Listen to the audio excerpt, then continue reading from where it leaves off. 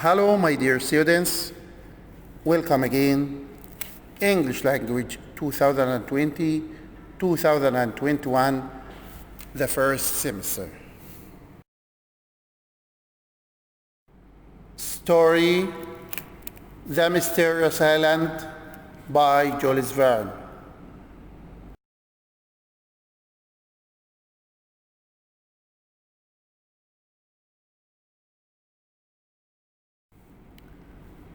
Prep 1, English, first semester, The Mysterious Island, Chapter 1, presented by Mr. Said Ismail.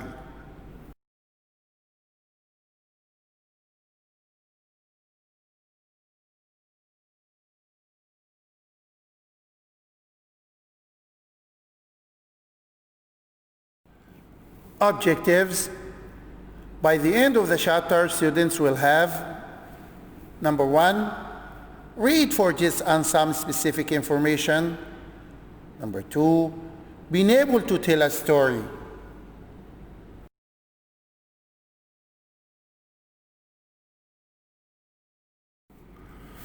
We're going to hit the water. A man's powerful voice came over the strong storm winds. His voice grew louder as he shouted, "Throw every heavy thing out of the balloon." 4 other men jumped into action, throwing everything from weapons to equipment into the ocean below them. Without the weight to push it down, the balloon rose high into the air again. The men watched all their positions hit the Pacific Ocean. They were glad it was not their balloon falling into the water. The storm continued all night.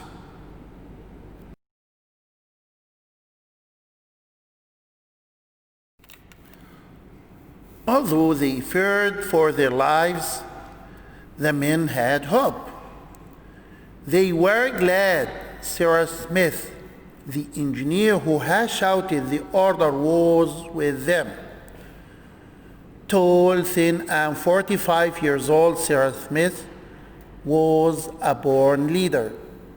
He was fit, he enjoyed action, and he was a man who knew what was right and what was wrong. So it was not surprising that he had fought in the American Civil War, a war where Americans fought against Americans, because the people in the North were against slavery, while people in the South wanted black people as slaves.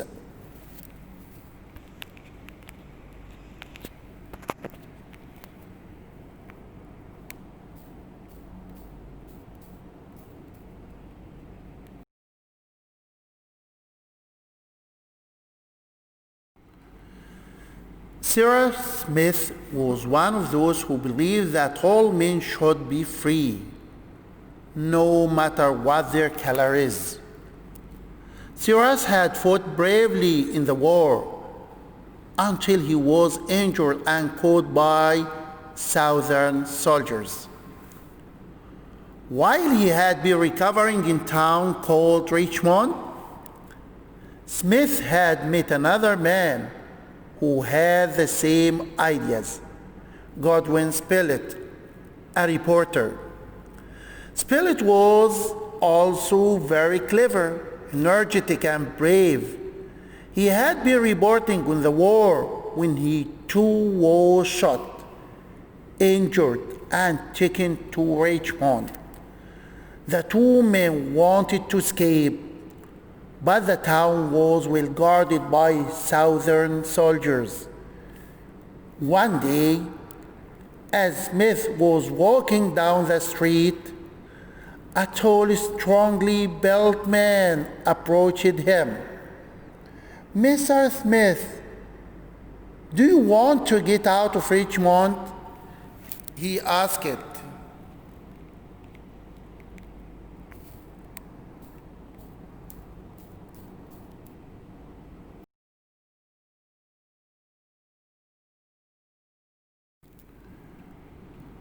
Surprised, Smith asked the man what he meant. "My name is Pencroff," said the man. "I am a sailor from the north. I have sailed around most of the world, but I have had the bad luck to be trapped here while on business. I have heard you are a good and brave man. As to how we can escape," he pointed to a balloon tied down in the middle of the town square.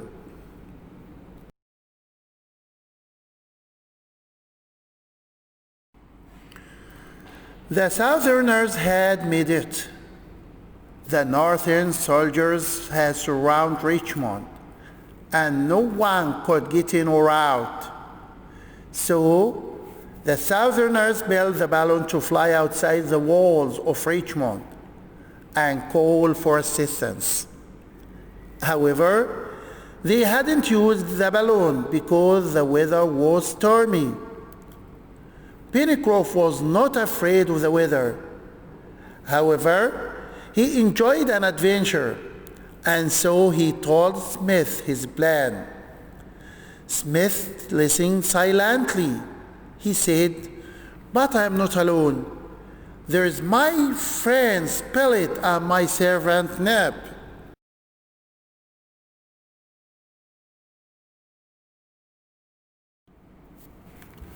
"Well, the three, and with me and my young friend Herbert, were 5.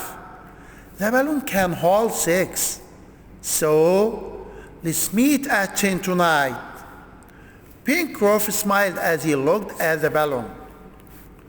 On 20th March 1865, the 5 men, along with Smith's dogtop, found themselves in the basket of the balloon, ready to leave in the middle of a terrible storm. Now, 3 days later, they were in trouble. The balloon had lost air, and it was flying just above the water. They had already thrown everything out, so there was just one thing to get rid of: the basket. The men climbed up the ropes of the balloon and cut the basket free.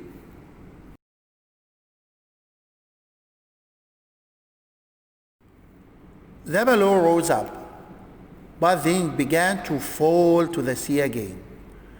Suddenly, Toby started barking. Looking to see what it was, one of the men shouted excitedly, "Land! Land!" At that very moment, a huge wave hit the balloon. It rose again, and the wind pushed it to the shore. Safe on land, the exhausted men helped each other get free of the ropes. Then, as they looked at one another, they were shocked to see they were 4 instead of 5. They cried out, "Where is he? What if he fell in the water? We must rescue him."